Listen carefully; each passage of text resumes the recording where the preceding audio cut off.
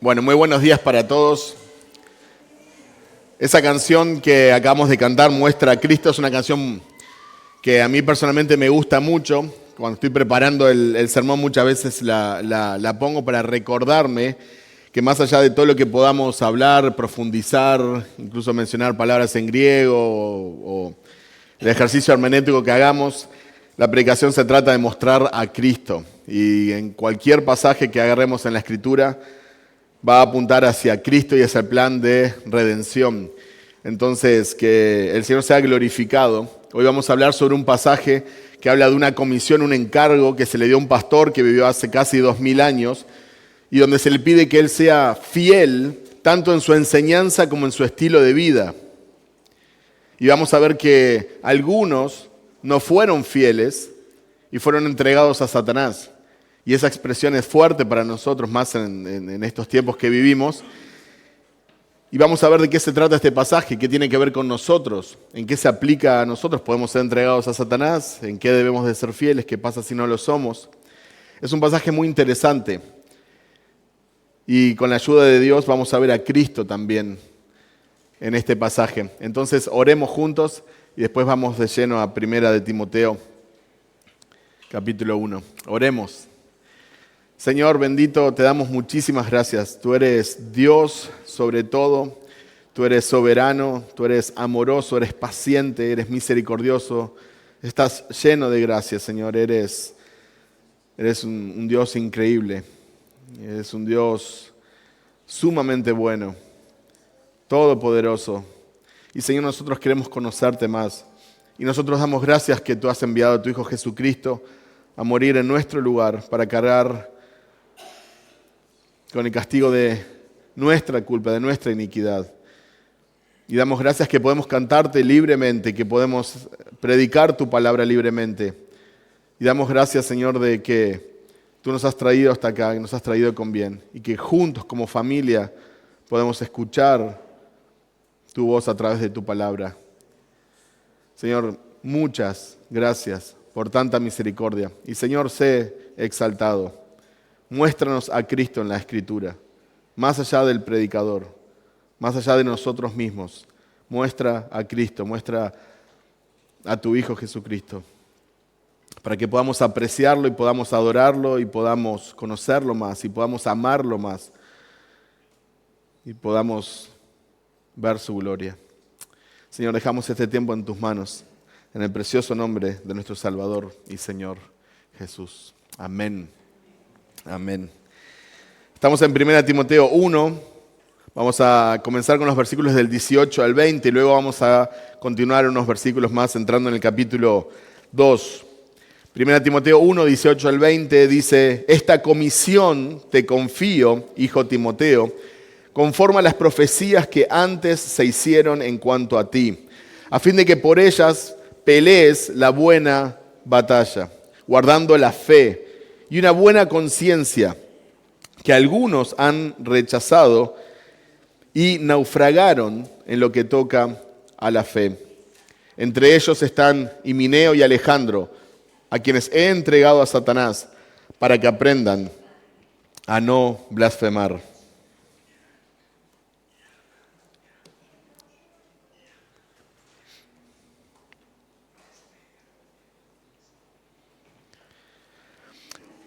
Pablo le dice a Timoteo que le ha confiado una comisión, un encargo, un mandato, una misión.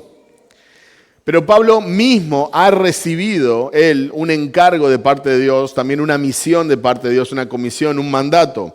Y eso se encuentra en el primer versículo de esta carta, en 1 Timoteo 1:1. Dice: Pablo, apóstol de Cristo Jesús, por mandato de Dios nuestro Salvador y de Cristo Jesús, nuestra esperanza.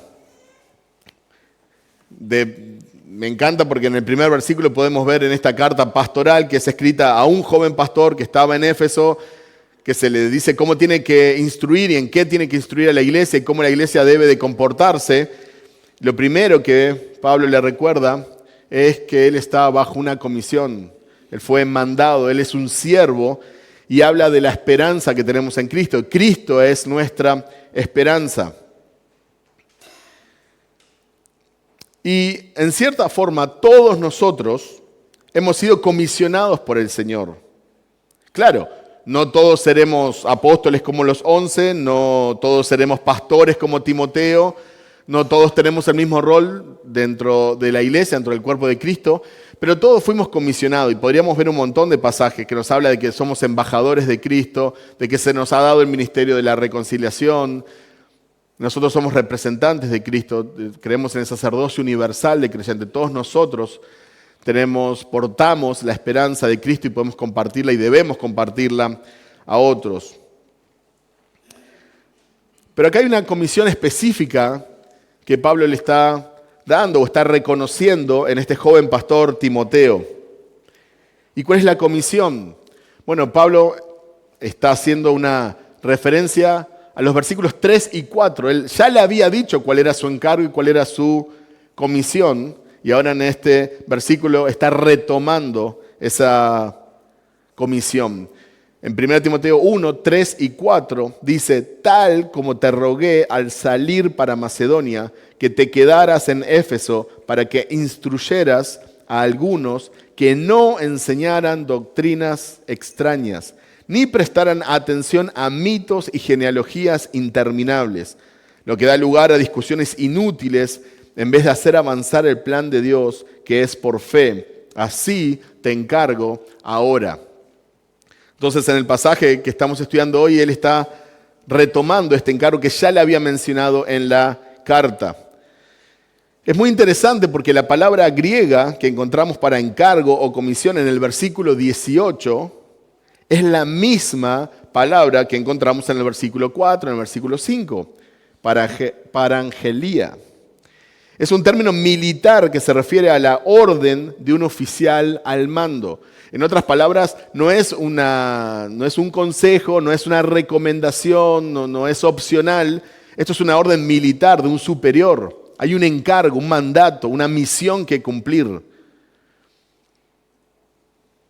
Y no hay dudas de cuál es la comisión de Timoteo. Instruir a los que enseñan doctrinas extrañas. Hoy en día se escucha mucho que la doctrina no importa o que la doctrina divide. Doctrina se refiere a enseñanza. Y Pablo está comisionando a este joven pastor, a este joven Timoteo, está reconociendo ese llamado, vamos a ver este llamado que él ya tenía, y le dice: instruí, enseñá a aquellos que están enseñando cosas extrañas, están enseñando doctrinas extrañas. Una doctrina extraña es toda aquella enseñanza que no tiene base en la Biblia, que no viene de la palabra de Dios.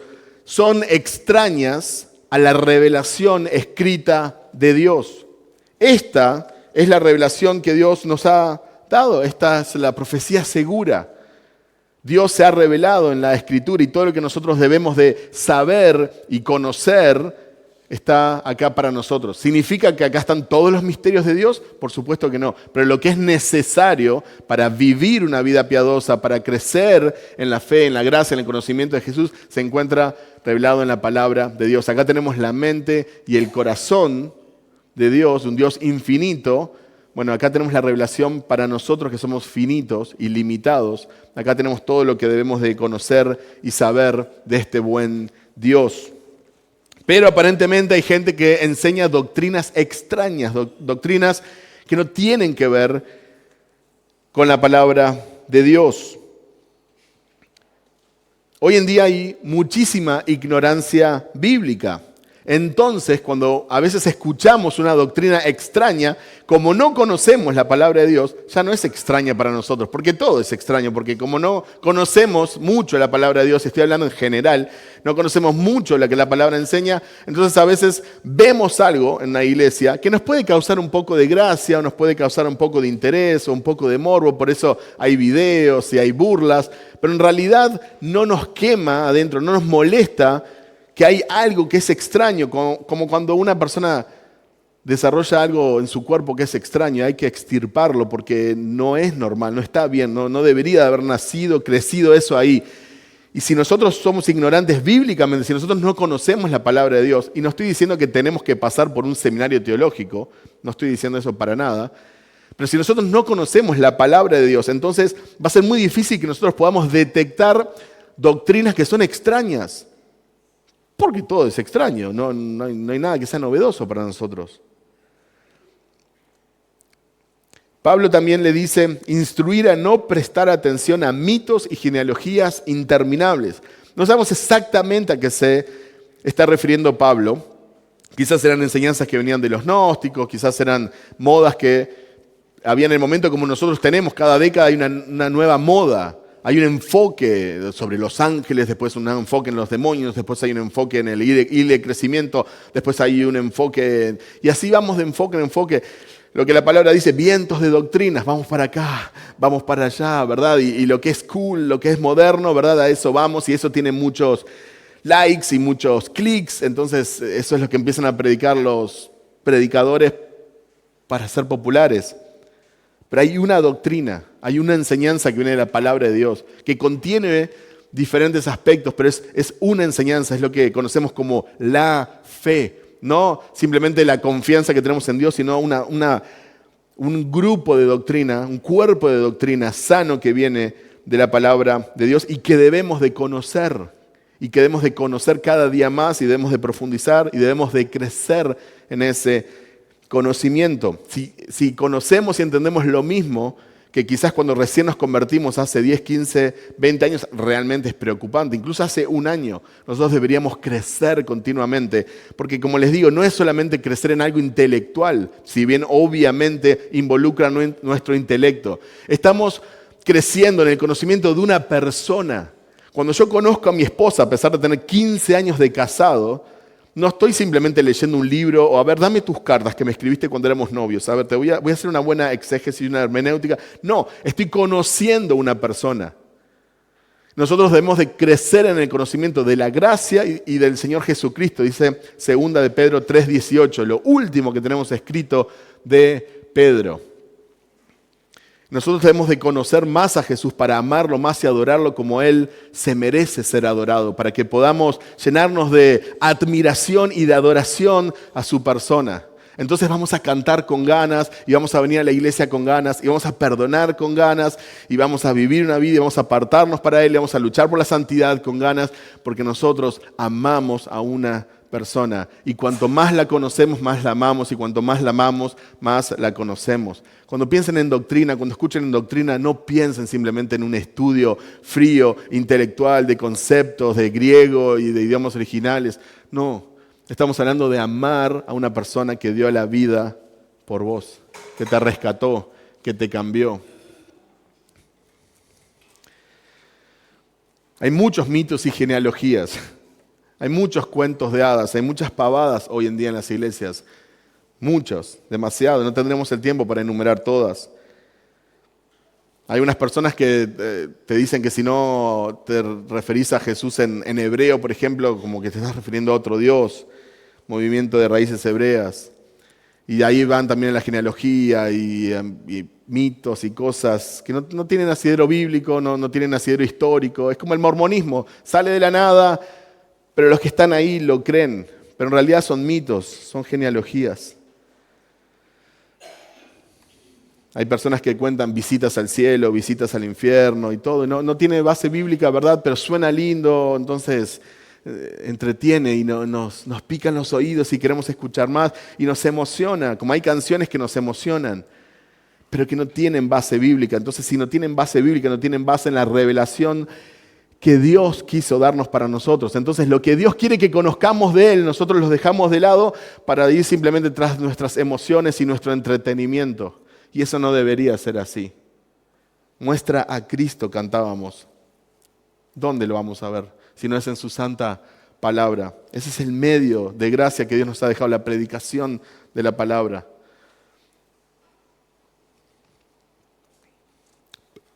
Es interesante que en el versículo Pablo, a la luz de esto, dice que Él quiere que el plan de Dios, que es por fe, avance. Dice, lo que da lugar a discusiones inútiles, hablando de los mitos y las genealogías. Dice, en lugar de hacer avanzar el plan de Dios, que es por fe, Así te encargo ahora. A veces no sé si nos preguntamos, pero deberíamos de preguntarnos por qué 2000 años después de que Jesús vino y nos dejó esta comisión de ir por todo el mundo y predicar el Evangelio y enseñar y bautizar, 2000 años después hay tantos pueblos sin Biblia, hay tantos idiomas que no tienen la Biblia traducida, ni un solo versículo, porque hay tantos pueblos y millones de personas que nunca escucharon el nombre de Jesús. Hay pueblos que saben de Coca-Cola o de Internet y no saben de Jesús. ¿Por qué nosotros no hemos podido en 2000 años como iglesia alcanzar a esas personas, alcanzar a todas las personas? ¿Será que nos estamos distrayendo? ¿Será por eso que el plan de Dios no avanza? Obviamente que Dios es soberano y desde su perspectiva todo va como Él lo ha planeado, por supuesto. Pero eso no quita nuestra responsabilidad. Cuando algo malo pasa, sí, por supuesto que no escapa de la soberanía de Dios y que Dios lo permite. Pero eso no escapa que nosotros somos responsables. Cuando un pueblo atacaba a Israel, eso estaba bajo el parte de Dios. De hecho, a veces lo profetizaba. Un pueblo va a venir y los va a atacar porque ustedes se alejaron de mí. Pero después iba Dios y castigaba a ese pueblo. Porque ese pueblo fue un instrumento en las manos de un Dios soberano, pero ese pueblo era responsable frente a este Dios soberano, porque Dios no es autor del mal. Simplemente Él es tan soberano y tan bueno que Él tiene la capacidad de usar el mal para sus propósitos. Pablo le dice a Timoteo que esta comisión fue conforme a las profecías que se hicieron sobre él. Aparentemente quizás un profeta se levantó en la iglesia y habló sobre el llamado de Timoteo y sobre el don espiritual que iba a tener y cómo Dios lo iba a usar, cómo él iba a estar a su servicio. O quizás los mismos líderes que oraron por él y le impusieron las manos, quizás hablaron también de lo que él iba a hacer y cómo iba a ser usado por Dios. Y Pablo le recuerda eso a Timoteo. Su llamado y su comisión se originaron en Dios. Esto no es simplemente la promoción de un seminario teológico. No, la gente piensa que por estudiar 4 años teología vos te recibís de pastor. No te recibís de pastor. El pastor es un llamado y un reconocimiento, el pastorado, un llamado y un reconocimiento de la iglesia. Quizás los mejores pastores que hemos tenido sobre esta tierra son anónimos, no los conocemos. Quizás los más fieles, los que van a estar más cerca del trono de Dios en la eternidad, con galardones, probablemente no están en internet y probablemente nunca tuvieron acceso a una educación formal.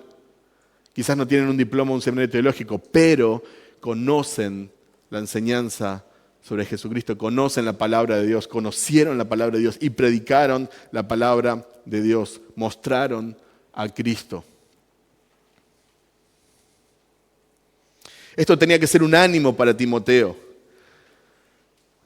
Y inmediatamente después de recordarle las profecías que se hicieron sobre ti, lo que se dijo de ti, le dice, tenés que pelear la buena batalla. Tenés que guardar la fe. Tenés que guardar una buena conciencia. Si nos enfocamos específicamente en el contexto inmediato de Timoteo como pastor, podríamos decir que el pastorado o el ministerio en general no es nada fácil. Ahora, no creo que se limite exclusivamente a los ministros, creo que esto es algo que también se aplica en diferentes áreas a todos los cristianos. Es una batalla, es una lucha y vas a tener que esforzarte por guardar la fe y una buena conciencia. En otras palabras, tenés que ser fiel en lo que enseñás y en cómo vivís. No pienses que porque no estás detrás de un púlpito no estás enseñando. Estás enseñando a tus hijos, estás enseñando a los incrédulos que hay en tu trabajo o en tus estudios. Estás a la vista de tus vecinos, todos ven cómo vivís, todos saben. Tus redes sociales te exponen, no solo las redes sociales, tu día a día. Y Pablo le dice a Timoteo, pelea la buena batalla, guarda la fe, guarda una buena conciencia. Hay personas que no guardaron la fe y que no guardaron una buena conciencia. Lo vamos a ver en el texto. Pablo los menciona aún por nombre. Pero guardar la fe y guardar una buena conciencia es algo esencial en nuestro caminar con el Señor. Porque estas cosas nos protegen de los ataques espirituales que nos dan duda y condenación.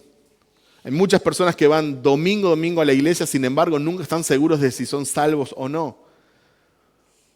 Muchas veces por la práctica del pecado, muchas veces por su falta de conocimiento y de crecer en la fe, y nunca están 100% seguros de que si son perdonados o no. Dicen que es por gracia, pero también quieren tener cierto rendimiento, tienen que esforzarse, tienen que hacer ciertas cosas porque si no, no se sienten salvos. Por otro lado, hay muchas personas que, porque están haciendo muchas cosas y tienen muchas actividades y están ministrando y sirviendo, entonces piensan que está bien. Pero en realidad nunca pusieron su fe en Cristo, realmente no conocen nada del castigo en sustitución que recibió Jesús por nosotros. No conocen, no saben del Evangelio, pero están haciendo muchas cosas, entonces su alma se calman. Y un día van a estar cara a cara con Dios y le van a decir, nosotros profetizamos en tu nombre, nosotros echamos fuera demonios, nosotros hicimos milagros. Porque basaron su esperanza en su rendimiento, en el activismo, en el hacer, en las obras y no en la fe. ¿De qué se trata este pasaje? De la fe. Guardar la fe. El plan de Dios que avanza por fe. ¿Por qué Jesús es nuestra esperanza? ¿Porque obramos? No, porque hemos puesto nuestra confianza en Él. Pero hay algunos que no han guardado la fe. Y hay algunos que no tienen una buena conciencia. Los versículos del 5 al 7, estamos en el capítulo 1, me voy un poquito para atrás, si bien ya hemos predicado, lo hemos visto porque hace parte del contexto, 1 Timoteo 1, 5 al 7, pero el propósito de nuestra instrucción es el amor nacido de un corazón puro, de una buena conciencia y de una fe sincera. Pues algunos, desviándose de estas cosas, se han apartado hacia una vana palabrería. Quieren ser maestros de la ley, aunque no saben lo que dicen ni entienden las cosas acerca de las cuales hacen declaraciones categóricas. A mí me encanta que en este momento Pablo haga una referencia al amor, porque hoy en día cuando nosotros mencionamos a alguien por nombre que está predicando cualquier cosa y que no es bueno que las personas escuchen, que tenemos que marcar esto no es cristianismo. Se disfraza de predicador, de pastor, incluso de sana doctrina, pero no es bueno lo que está enseñando. Y si no es bueno, no va a ser bueno para tu alma, no va a ser beneficioso. Pero si vos das el nombre, si vos apuntás a un ministerio, a una iglesia, a un pastor, entonces, ¿qué es lo primero que te dicen? ¿Dónde está el amor? No tenés amor, solo juzgás. ¿Verdad o mentira? ¿Verdad o mentira? ¿O me pasa solo a mí? No podés decir absolutamente nada que sea negativo de una persona que viene en el nombre de Dios, aunque la palabra dice que van a venir falsos profetas en el nombre de Dios, porque inmediatamente te tachan, no tenés amor, solo juzgás. Y Pablo, precisamente hablando de las personas que se apartan de la buena doctrina, de la fe, de la buena batalla, dice, el propósito de nuestra instrucción es el amor nacido de un corazón puro. Es el amor nacido de un corazón puro, de una buena conciencia y una fe sincera. En otras palabras, cuando tenés amor, tenés fe, tenés una buena conciencia, no te puede dar lo mismo lo que dicen en nombre de tu Salvador, de aquel que murió por vos. No te puede dar lo mismo. Y si vos amás a tus hermanos, no te puede dar lo mismo de lo que estén consumiendo. No te puede dar lo mismo que los engañen, que los desvíen de la fe. No te puede dar lo mismo. Y no te puede dar lo mismo que los perdidos, los incrédulos, aquellos que no conocen aún a Cristo, estén siendo guiados hacia pastos secos, donde no hay reposo, donde no hay alimento, a cisternas vacías, donde no hay agua viva. No te puede dar lo mismo, no nos puede dar lo mismo. La doctrina importa, pero porque Jesús importa. No solamente por tener diplomas, no solamente por ver quién habla más intelectualmente, quién usa palabras más profundas o quién divierte más a la gente. No es eso de lo que estamos hablando. La doctrina importa porque queremos ver a Cristo, el Cristo bíblico, el Cristo que Dios nos ha revelado en su palabra. Pablo dice que rechazaron la buena conciencia y naufragaron respecto a la fe. Usa una palabra que ellos conocían muy bien. De hecho, Pablo había naufragado 4 veces cuando un barco se hunde en el mar.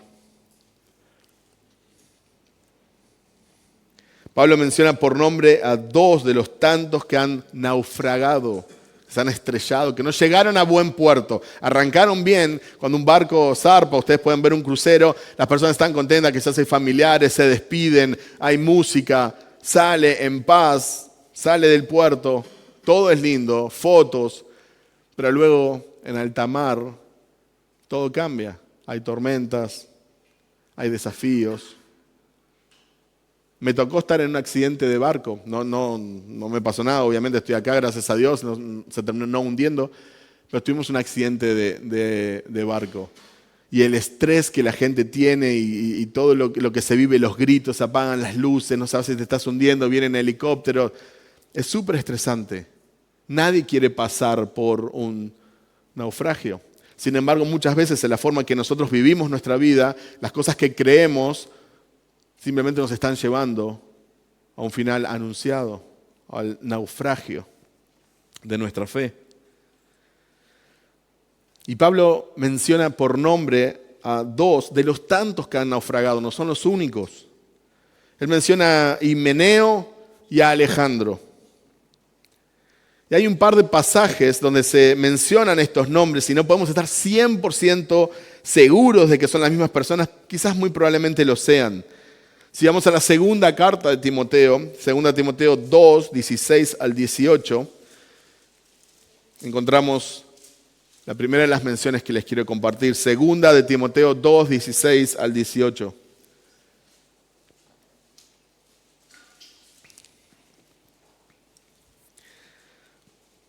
Evita las palabrerías vacías y profanas, porque los dados a ellas conducirán más y más a la impiedad, y su palabra se extenderá como gangrena. Entre ellos están Himeneo y Fileto, que se han desviado de la verdad diciendo que la resurrección ya tuvo lugar, trastornando así la fe de algunos. Pablo no dijo simplemente, hay que amarlos, no podemos juzgar, están luchando sus batallas y no sabemos. No, Pablo dice, ellos están trastornando la fe de algunos por el mensaje que están predicando. Están diciendo que ya pasó esto, que no pasó, entonces están trastornando la fe de algunos. A él no le daba lo mismo. Y le escribe una segunda carta a este joven pastor, Timoteo, y hace mención de ellos por nombre. Porque no es algo místico, no es algo abstracto. Bueno, quizás alguien. No, acá fulano está enseñando algo que no está bien. Vamos a hablar con fulano. No es por mal, es por amor. No solo amor por fulano, que puede terminar muy mal, porque también él se está desviando de la fe, sino por amor a los otros, porque también los otros se pueden desviar. Y no solo por ello, sino también por amor a Cristo, que debe ser exaltado y bien predicado cada domingo y en cada ocasión de enseñanza. Él tiene que ser bien cantado. No podemos cantar cualquier pavada. Tenemos que cantar verdad. No importa cuán divertido sea. Tenemos que cantar el Evangelio. Tenemos que cantar sobre su persona. Él tiene que ser bien predicado. Tenemos que acercarnos a Jesucristo bíblicamente. Cuando oramos tenemos que orar bíblicamente. No podemos declarar simplemente porque no es un genio la lámpara, es el Dios soberano. Yo no soy nadie para reclamar, puedo pedirle humildemente. Si tú quieres, puedes sanarme. Si tú quieres, puedes hacer. Si tú quieres. Y si no quieres, estás bien. No sos menos bueno, no sos malo. Porque Él sabe lo que es bueno para nosotros, porque Él es soberano, Él es omnisciente. Entonces podemos confiar en Él. Si Él nos ha dado a su Hijo Jesucristo, ¿hay algo que pueda escatimar? ¿Hay algo que sea demasiado caro para Él? No. Cuando Dios dice no, es por nuestro bien. 2 capítulos más adelante tenemos otra mención. 2 Timoteo 4, 14 al 15. Alejandro, el calderero, me hizo mucho daño. El Señor le retribuirá conforme a sus hechos. Tú también cuídate de él, pues se opone vigorosamente a nuestra enseñanza. Otra vez, ¿cuál es el corazón de este pasaje? ¿Es que Alejandro le hizo mucho mal a Pablo? No, eso es una consecuencia. ¿Cuál es el corazón y de qué es de lo que Timoteo se tiene que cuidar? Se opone vigorosamente a nuestra enseñanza, a la enseñanza apostólica, a lo que ha sido revelado por Jesús. Se opone a las enseñanzas. Entonces es obvio que va a ser el mal. ¿Qué fue lo que le dijo Jesús cuando se presentaron estas personas? En tu nombre echamos fuera demonios, en tu nombre hemos predicado, en tu nombre hicimos milagros. Y él dijo, yo no los conozco, ¿qué? Hacedores de maldad.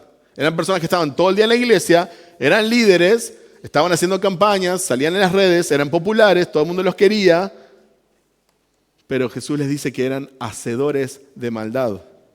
Porque no hay mayor maldad que negar la verdad del Dios Santo. No hay mayor maldad que rechazar su gracia para tratar de ganarnos esa salvación por nuestros propios esfuerzos. Y acá vienen estas palabras fuertes. Pablo dice, hablando de Himeneo y Alejandro, los he entregado a Satanás. Los he entregado a Satanás. ¿Qué significa que los entregó a Satanás?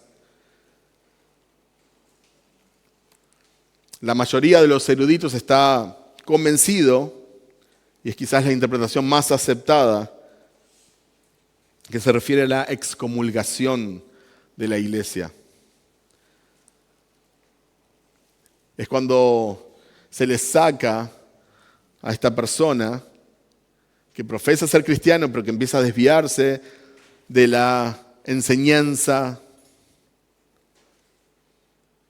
y empieza a enseñar otras cosas y empieza a causar males y divisiones. Entonces ese es el punto donde se excomulga, se le saca la protección de la iglesia local. Y eso para que vean la importancia de la iglesia local, que no es solamente ir el domingo a escuchar música o estar con los hermanos, es mucho más profundo. Se le saca, dice, no perteneces. Lo hablamos el viernes en la clase de membresía, Juan Carlos nos explicó muy bien. Sale de esa protección, está afuera, no tienes nada que ver con nosotros. Nosotros no tenemos nada que ver contigo. Vos podés decir que enseñás, pero con el cristianismo nosotros no tenés nada que ver, no sos parte. En 1 Corintios 5:5 Pablo le dice, saquen a ese inmoral de ustedes. Sáquenlo, no puede estar ahí. Pero es algo que no se habla mucho en las iglesias, primero porque no hay membresía, porque todos somos visita, entrás y salís cuando querés, y sos un número quizás a veces entre cientos o miles. Otra interpretación posible es que quizás, es menos común esta, pero quizás que los apóstoles tenían cierto poder de enviar a alguien, de otorgárselo a Satanás, para que Satanás lidie con él, como en el caso de Ananías y Zafira, que terminaron hasta muriendo por su pecado. Pero muy probablemente está hablando de la excomulgación. Entonces, fuera de la iglesia, alejado de la iglesia, sin la protección, sin la comunión con Dios, porque sin la iglesia no puedes tener comunión con Dios. Y no me malinterpreten, no estoy diciendo que tenés que ir a la iglesia para ser salvo, estoy diciendo que si sos salvo vas a ir a la iglesia y te vas a alimentar y vas a estar con los hermanos y vas a recibir instrucción bíblica y vas a recibir amonestación y ánimo y corrección y vas a ser parte también de la disciplina de unos a otros, animarnos en el Señor. Entonces está como en las manos de Satanás. Muchas veces caen en enfermedades por el mismo pecado o el trato mismo de Satanás, del mundo, de la sociedad. ¿Y todo esto para qué? ¿Es solamente como un castigo? No, es para que se arrepientan y sean restaurados y vuelvan a casa como el hijo pródigo. Entonces, desde esta perspectiva ni siquiera es tan malo ser entregado a Satanás. Si algún día uno de nosotros se vuelve tan rebelde, que empieza a enseñar otras cosas y ya no le importa y estás como cegado, por favor, entregamos a Satanás. ¿Es porque me gusta que Él me inflija sufrimiento? No, es porque ahora que estoy pensando fríamente, yo no quiero llegar al punto de rebeldía donde termine destruyendo mi propia vida, naufragie de la fe e incluso lastime a otros en el cuerpo de Cristo. Entonces esto es un instrumento, la disciplina eclesiástica es un instrumento de parte de Dios para restaurar a las personas, para sacudirlos, para decir, te amamos, por eso hacemos esto. No es que nos gusta ver cómo Satanás se divierte contigo, como Sansón era la diversión, ¿se acuerdan de los filisteos? Pero si no hubiera pasado eso, se hubiera arrepentido, hubiera cumplido con el propósito de Dios, ese día mató a más filisteos que lo que había hecho en toda su vida. Dios siempre cumple sus propósitos. Pero fue lindo para él perder sus ojos, que se burlen de él. ¿Estar en la cárcel fue lindo? No, pero fue necesario. Entonces la disciplina eclesiástica también brinda esto. Nos trae a casa. Porque el hijo pródigo volvió, porque se encontró comiendo con los chanchos. Dice, ¿qué hago acá? ¿Qué hago acá? En la casa de mi padre cualquier empleado come bien y yo acá con los chanchos, ¿qué hago acá? Entonces las circunstancias difíciles es algo que Dios usa también para traernos a casa. Y si estás pasando, quizás esta es tu situación, te encontrás lejos de Dios, estás escuchando este mensaje, estás visitando lo que sea, pero te das cuenta que no tenés comunión con Cristo, no tenés comunión con su iglesia, y que te están pasando muchas cosas malas. Bueno, volvé a casa. Ahora, no predicamos el Evangelio de la Prosperidad, no significa que porque estás en la iglesia y estás caminando con el Señor, todo te va a ir bien en la vida. No, tampoco eso no es una enseñanza bíblica. Pero no es lo mismo pasar pruebas por la fe o pasar pruebas por seguir a Cristo y pasar a pruebas en familia. En el mundo tendréis aflicción, dijo Jesús, y habrá persecuciones. Pero no es lo mismo eso a ser entregado a Satanás. No es lo mismo estar lejos de casa. No es lo mismo.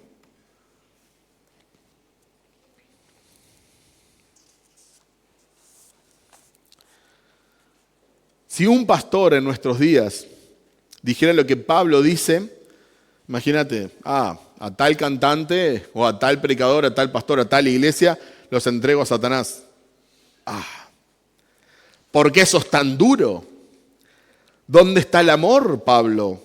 ¿Y la gracia de Dios? ¿Por qué los mencionás por nombre?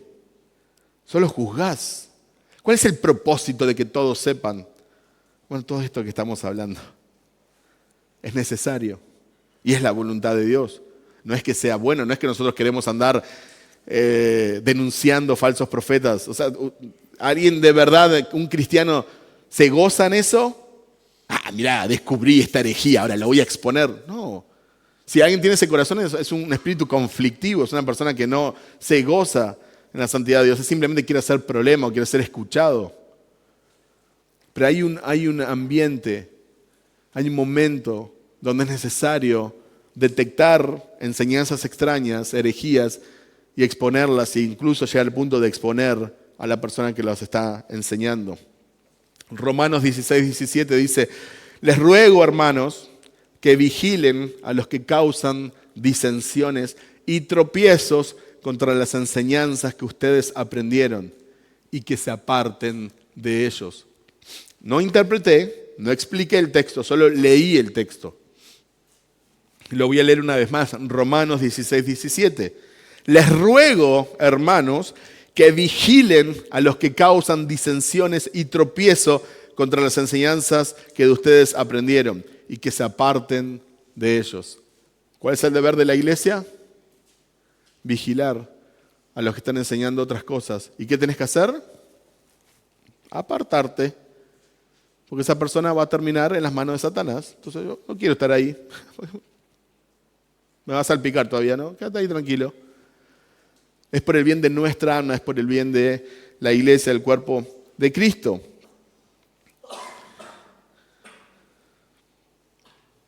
El propósito de entregarlos a Satanás es que aprendan a no blasfemar, dice el texto. Por ende, es obvio que el principal motivo por el cual son entregados a Satanás es porque estaban blasfemando. ¿Qué significa blasfemar? Bueno, el primer significado es hablar mal de Dios. También podría referirse a hablar mal o abusivamente de otro cristiano, principalmente aquellos quizás que están enseñando, que están en el liderazgo.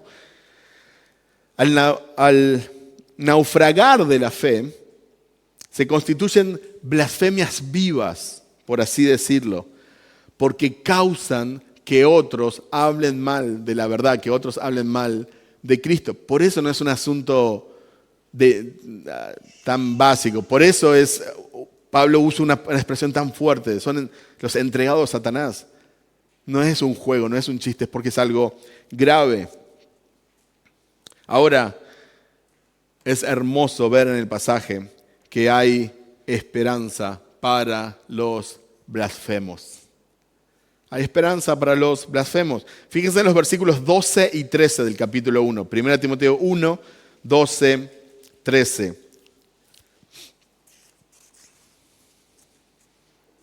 Doy gracias a Cristo Jesús nuestro Señor, que me ha fortalecido porque me tuvo por fiel, poniéndome en el ministerio, aún habiendo sido yo antes blasfemo, perseguidor y agresor. Sin embargo, se me mostró misericordia porque lo hice por ignorancia en mi incredulidad. Pablo fue un blasfemo. Sin embargo, ahora era un ministro del Señor. ¿Por qué? Porque recibió gracia. Amigo blasfemo, hay gracia. Amigo blasfemo, arrepentite y pone tu fe en Cristo. Hay esperanza para los blasfemos. Esto es hermoso. Pablo dice, yo era incrédulo, era por ignorancia. Ahora, el problema es cuando cristianos, en el nombre de Cristo, en el nombre de la sana doctrina, en medio de la iglesia, blasfeman. Ese es otro problema. Porque se supone que ya conociste la verdad, se supone que ya conociste la gracia, se supone que ya fuiste rescatado. Pero estás hablando mal de Dios o de su verdad a través de otras personas. Muchos llegan a la conclusión de que posiblemente Himeneo y Alejandro hayan sido líderes de la iglesia. Y por eso era especialmente necesario mencionarlos por nombre. Porque no era alguien que pasó, ¿verdad?, y que dijo algo que no era correcto. Quizás, probablemente eran líderes de la iglesia que estaban enseñando, que tenían un lugar de enseñanza y que estaban guiando a las personas hacia doctrinas extrañas que nada tenían que ver con lo que Dios ha revelado. Pablo también fue un blasfemo, recordemos esto, y llegó a ser un ministro del Señor. Me encanta cuando Pablo escribe a las iglesias y le dice, esto eran algunos de ustedes. Y acá en la iglesia, imagínense si todos expusiéramos nuestro pasado y las cosas que hemos hecho. Nos asustaríamos primero, nadie vendría más, no te sentarías con el que está a tu lado.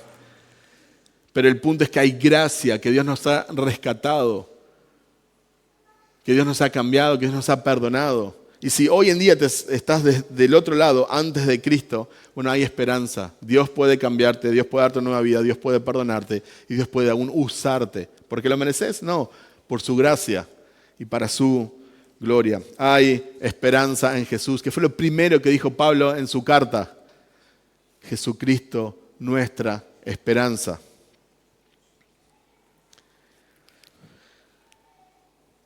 Es interesante en este punto porque Pablo le escribe a un pastor para instruirle cómo debe dirigir la iglesia del Señor. Y ya vimos lo que Dios no quiere que suceda en la iglesia. Y Pablo lo deja claro personalmente, lo que él no quiere que suceda en la iglesia, que pase. Pero ahora vamos a ver lo que sí debe de pasar en la iglesia. Ahora vamos a ver lo que Dios quiere que suceda en la iglesia. Y vamos a ver los próximos 7 versículos. 1 Timoteo 2, del 1 al 7.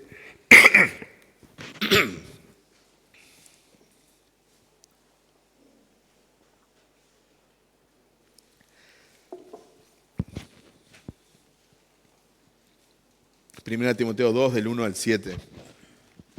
Exhorto, pues, ante todo, a que se hagan plegarias, oraciones, peticiones y acciones de gracias por todos los hombres, por los reyes y por todos los que están en autoridad, para que podamos vivir una vida tranquila y sosegada, con toda piedad y dignidad. Porque esto es bueno y agradable delante de Dios nuestro Salvador, el cual quiere que todos los hombres sean salvos y vengan al pleno conocimiento de la verdad. Porque hay un solo Dios y también un solo mediador entre Dios y los hombres, Cristo Jesús, hombre, quien se dio a sí mismo en rescate por todos, testimonio dado su debido tiempo. Y para esto yo fui constituido predicador y apóstol. Digo la verdad en Cristo, no miento, como maestro de los gentiles, en fe y verdad. Como iglesia e individualmente debemos de dedicarnos a la oración y a la intercesión. Pablo dice, hagan plegarias, oraciones, peticiones y acciones de gracias por todos los hombres. Y si bien el contexto inmediato está hablando de la oración pública, cuando se reúne la asamblea, la congregación, también perfectamente esto se puede aplicar a la oración privada, personal de cada uno de nosotros. No hay nada en el texto que impida también ver eso privadamente, ¿no? En nuestra oración personal. Primera Tesalonicenses 5, 17 al 18 dice: oren sin cesar, den gracias en todo, porque esta es la voluntad de Dios para ustedes en Cristo Jesús. Dios quiere que como iglesia nos dediquemos a la oración y a la intercesión. Y también Dios quiere que individualmente, personalmente, nos dediquemos a la oración y a la intercesión. Y Dios quiere que oremos e intercedamos por todos los hombres o por todo tipo de hombre, desde el rey hasta aquel que se considera lo más bajo de esta sociedad. Y especialmente Dios quiere que intercedamos por las autoridades, por eso lo menciona en el texto. En Romanos 13, del 1 al 4, me pueden acompañar si desean, vemos la importancia de las autoridades y cómo Dios las considera sus siervos.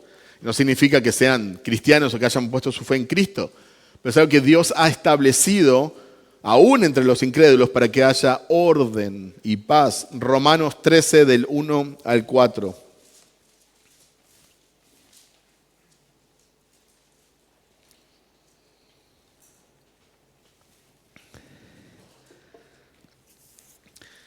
Sométase toda persona a las autoridades que gobiernan, porque no hay autoridad sino de Dios y las que existen por Dios son constituidas. Por tanto, el que resiste la autoridad a lo ordenado por Dios se ha opuesto, y los que se han opuesto recibirán condenación sobre sí mismos. Porque los gobernantes no son motivo de temor para los de buena conducta, sino para el que hace el mal. ¿Deseas pues no temer a la autoridad? Haz lo bueno y tendrás elogios de ella, pues es para ti un ministro de Dios para bien. Pero si haces lo malo, teme, porque no en vano lleva la espada, pues es ministro de Dios, un vengador que castiga al que practica lo malo. Los romanos, cuando recibieron esta carta, escucharon esto, estaban bajo persecución. Sin embargo, Dios no nos anima a hacer una revolución y a entrar en la violencia. Nos anima a todo lo contrario. Y a Timoteo, que tiene que instruir a su iglesia, a su comunidad en Éfeso, le dice: oren, intercedan por todos los hombres y por aquellos que están en autoridad. Interceder por las autoridades termina siendo para nuestro beneficio. Dice Pablo, para que vivamos una vida tranquila y sosegada con toda piedad y dignidad. Estas dos palabras podrían hacer una referencia a la paz interna y a la paz externa. Entonces tenemos que interceder por las autoridades. Tertuliano dijo: debemos orar por nuestros emperadores, que Dios les conceda una larga vida, un gobierno seguro, una familia próspera, tropas fuertes, un senado leal, un pueblo obediente, que todo el mundo pueda estar en paz y que Dios les conceda, tanto a César como a cada hombre, el cumplimiento de todos sus deseos justos. Qué hermoso lo que dice Tertuliano. Nosotros estamos tan metidos lamentablemente en la política, tenemos más de política que de doctrina bíblica en nosotros. Entonces siempre estamos pensando, ¿verdad?, en la revolución y los políticos son corruptos. Y sí, son corruptos la mayoría. Y queremos cambiarlos, y queremos tirarlos, y queremos... Pero la palabra de Dios nos anima a orar por ellos, a bendecirlos en ese sentido. Obviamente, después Dios es soberano y Él sabe lo que hace y lo que permite, pero eso es lo que nos ha mandado a nosotros, interceder por ellos. Luego Pablo dice en este contexto de oren por todos los hombres, porque Dios desea que todos los hombres sean salvos. ¿Desea Dios que todos los hombres sean salvos? Sí, por supuesto. Segunda de Pedro 3:9 dice: el Señor no se tarda en cumplir su promesa, según algunos entienden la tardanza, sino que es paciente para con ustedes, no queriendo que nadie perezca, sino que todos vengan al arrepentimiento. Dios quiere que todos los hombres sean salvos. Ahora, si este es su deseo, ¿qué le impide obtenerlo? Porque no todos somos salvos. Bueno, nosotros debemos de diferenciar la voluntad de Dios y los decretos de Dios. La voluntad de Dios, como un padre que quiere lo mejor para sus hijos, y no significa que Dios sea padre de todos, sabemos que solo aquellos que estamos en Cristo, tenemos a Dios como Padre. Pero por ejemplo, Ezequiel 18:32 dice, pues yo no me complazco en la muerte de nadie, declara el Señor Dios, arrepiéntanse y vivan. A veces nosotros pensamos que Dios está simplemente como esperando que la gente tropiece para mandarlos al infierno y castigarlos, ¿no? Que Dios está así, ¿no? Como que tiene algo adentro, ¿verdad? Que quiere castigar. Y no es eso lo que vemos en la palabra de Dios. Dios no quiere que nosotros nos muéramos. Dios no está gozoso porque nos manda al infierno. No es así como, qué bueno, hoy mandé 3 cosas, se murieron, cae, que no acepten a Cristo, que no entreguen a Cristo, que se van al infierno. No es esa la actitud de Dios. Dios quiere que todos los hombres sean salvos. Pero ese no ha sido el decreto de Dios. Por eso, no todos los hombres serán salvos. Aquello que Dios ha decretado es aquello que es inamovible. Dios ha decretado que Jesús regresará. Te guste o no, lo creas o no, lo esperes o no, Jesús va a regresar, eso lo ha decretado. Pero Dios no ha decretado que todos los hombres sean salvos. Algunos le han llamado la voluntad permisiva de Dios y la voluntad soberana de Dios. Nosotros simplemente podemos diferenciar la voluntad de Dios y los decretos de Dios.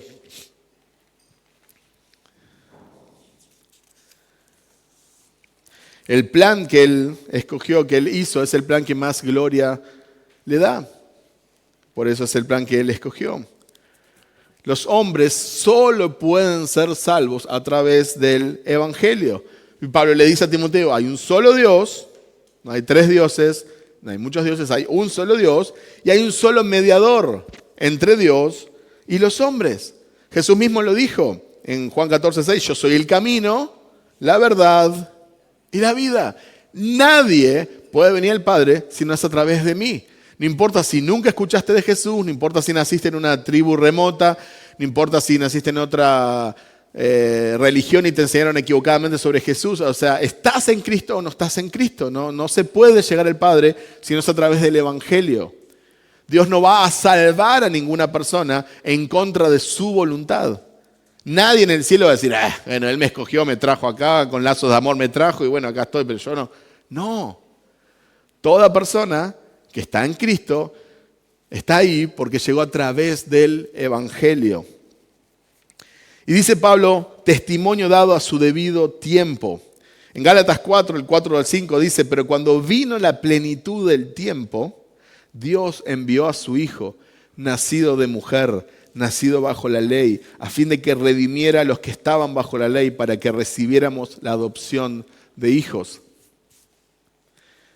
Y Pablo le dice a Jesucristo hombre, y esto no es en detrimento de su divinidad. Por supuesto, Jesús es 100% Dios, Jesús es 100% hombre. Quizás los gnósticos atacaban más la humanidad de Cristo que la divinidad de Cristo. Hoy en día se ataca más la divinidad de Cristo, pero Él es 100% Dios, 100% hombre. Y esto nos recuerda que Jesús todavía es humano. Incluso al estar sentado en su trono en el cielo en este momento, Jesús es 100% hombre, porque su humanidad no fue solamente una fase temporal. El Hijo eterno, la segunda persona de la Trinidad, agregó humanidad a su deidad y no lo hizo solo por 33 años. Jesús todavía es completamente Dios y completamente humano, y Él es el ejemplo de humanidad que experimentaremos en el cielo. Él está ahora intercediendo perpetuamente e inmutablemente como sumo sacerdote por cada uno de aquellos que estamos en Él. Y Pablo dice, el cual se dio a sí mismo. Quizás esta es la expresión más profunda que podamos tener respecto a su sacrificio. Vos podés dar el tiempo por alguien, vos podés hacer algo por alguien, pero Él dice que Él se dio a sí mismo. Y nosotros también debemos de darnos a sí mismo por otros. Él se dio a sí mismo en rescate, dice Pablo. Él fue como un rehén, un pago por nuestros pecados. Él tomó nuestro lugar. Él recibió la ira justa de Dios. La ira que vos y yo merecíamos. En rescate por todos.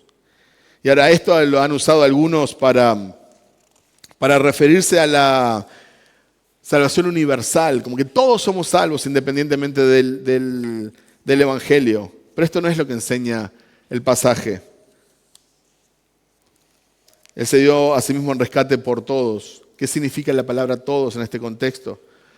No significa cada individuo específicamente. Si Dios hubiera hecho un rescate por esa persona y hubiera pagado por sus pecados, esa persona no tendría entonces condenación, pero sería algo parte del Evangelio. Y eso es el universalismo. Dios quiere que todo tipo de persona sea salva. No es una referencia a la cantidad, es una referencia a la calidad. No todo individuo, sino todo tipo de individuo. Dios quiere que todo tipo de persona sea salva. Pobre, rica, reyes, artesanos, esclavos, libres, reyes, de toda lengua, tribu y nación. Todo tipo de persona. Jesús murió potencialmente por todos. Hay suficiente sacrificio para salvar a toda la humanidad. Pero murió particularmente por todos los que habían de creer. Y Pablo termina esta sección diciendo, para esto fui yo constituido predicador y apóstol. Y este es el mensaje que Pablo predicaba. Él termina esta sección con el Evangelio. El mensaje era la salvación solamente a través de Jesús y de este Jesús crucificado. Y este es el propósito de su apostolado y este es el propósito de la comisión que tenía Timoteo como pastor. Y quiero decirte que esta también es tu comisión. Vos y yo tenemos que ser fieles a la verdad revelada de la palabra de Dios. Tenemos que ser fiel a la enseñanza y tenemos que tener una buena conciencia. En otras palabras, tenemos que predicar bien, pero también tenemos que vivir bien para que Cristo sea honrado. Nosotros no nos preocupamos por ser entregados a Satanás. Nosotros lo que queremos es que nuestra esperanza, que la esperanza que tenemos, pueda ser la esperanza de todos los otros. Entonces nosotros queremos predicar correctamente, pero cuando vemos que alguien no está predicando correctamente, entonces tenemos que llamar la atención, porque nosotros no queremos ni predicar, ni cantar, ni enseñar nada que sea extraño a la palabra de Dios revelada. Nosotros no queremos que haya personas entregadas a Satanás. Nosotros no queremos que haya personas excomulgadas de la iglesia. Nosotros no queremos que haya hijos pródigos pasándola mal. Nosotros no queremos eso. Nosotros queremos que Cristo sea exaltado. Pero hay solo un medio por el cual Él puede ser exaltado. Y esta es la predicación del Evangelio. Muestra a Cristo. Muestra a Cristo. Y que Él sea exaltado. Amén. Oremos.